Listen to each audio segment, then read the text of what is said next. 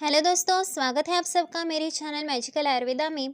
तो आज हम जानेंगे कि अमावस्या और पूर्णिमा के दिन हमारे मन में क्यों सबसे ज़्यादा निगेटिव विचार आते हैं। हम सब बचपन से ही दादी नानी से कहानियों को सुनते सुनते ही बड़े हुए हैं।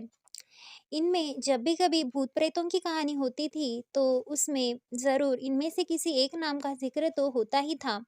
वो था अमावस्या या फिर पूर्णिमा। आखिर क्या होता है इन दिनों में जिस वजह से आज भी अमावस्या या फिर पूर्णिमा का नाम सुनते ही लोगों के मन में काफ़ी अलग-अलग धारणाएं बनने लगती है और उनमें इनको लेकर काफ़ी डर भी नज़र आता है।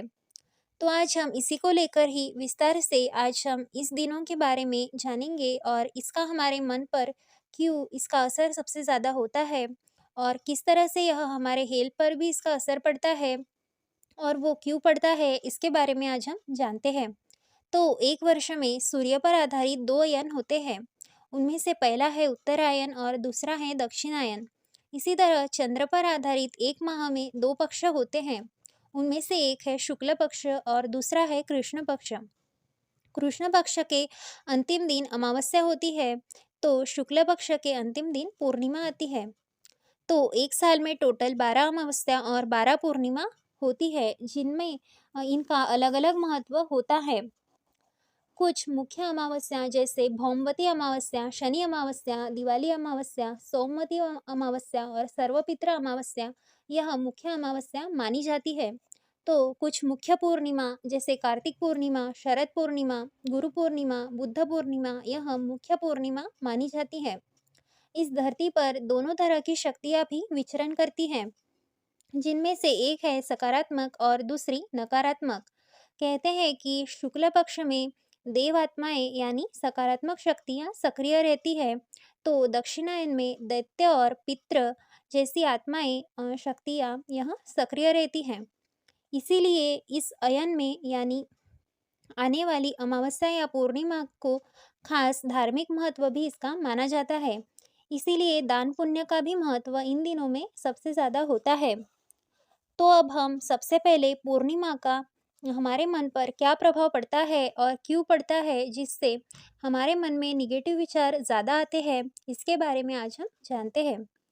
तो चांद और धरती के जल का बहुत निकट का संबंध है, क्योंकि जब भी पूर्णिमा आती है तो समुद्र में ज्वार भाटा उत्पन्न होता है, क्योंकि चंद्रमा उस दिन समुद्र के जल को ऊपर की ओर खींचता है।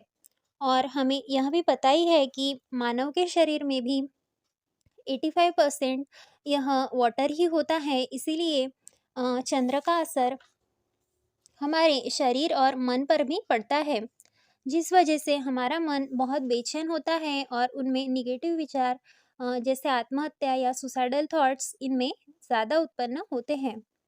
पूर्णिमा के दिन चंद्रमा का प्रभाव काफ़ी तेज़ होता है, इसीलिए इसका असर हमारे अंदर जो हमारे अंदर जो न्यूरो सेल्स होते हैं इस पर भी होता है, जिस वजह से इंसान में इमोशनल लेवल ज़्यादा बढ़ जाती है, जिस वजह से उस दिन काफ़ी ज़्यादा वह भावुक और उत्तेजित रहता है। उसी के कारण उसके मन में निगेटिव विचार भी बहुत ज़्यादा बढ़ जाते हैं। ज्योतिष में चंद्रमा का मन के साथ कनेक्शन माना गया है और चंद्रमा को मन का देवता माना गया है। जिन्हें मंदाग्नि का रोग होता है, मतलब जिनकी डाइजेस्टिव पावर यह कम है, ऐसे व्यक्ति को पूर्णिमा के दिन इस वजह से खाने के बाद नशा जैसा महसूस होता है। और हम सबको पता ही है कि अल्कोहल सेवन के बाद भी व्यक्ति के ब्रेन के न्यूरॉन्स काफ़ी शिथिल हो जाते हैं। तो वैसी स्थिति पूर्णिमा के दिन भी उस व्यक्ति को फील होती है, जिस वजह से वह काफ़ी इमोशनल भी हो जाता है और उसका कंट्रोल भी खुद पर से कम हो जाता है, जिस वजह से पूर्णिमा या अमावस्या के दिन सुसाइड जैसी घटनाएं भी हमें ज़्यादा सुनने में मिलती हैं। कहते हैं कि पूर्णिमा के दिन शैतानी शक्तियाँ जैसे भूत प्रेत आत्माएं, निशाचर जैसी शक्तियाँ भी इस दिन बहुत सक्रिय रहती हैं। इसीलिए इस दिन हमें घर में रहने की सलाह दी जाती है। और जैसे कि मैंने बताया कि इस दिन मन पर चंद्रमा का सबसे ज़्यादा प्रभाव पड़ता है, इसीलिए हमें घर से ना निकलने की सलाह दी जाती है, जिससे चंद्रमा का इस दिन हमारे मन पर जो प्रभाव पड़ता है वो कम हो पाए। अब हम अमावस्या का मन पर, हमारे शरीर पर क्या प्रभाव पड़ता है और वह क्यों पड़ता है, इसके बारे में आज हम जानते हैं।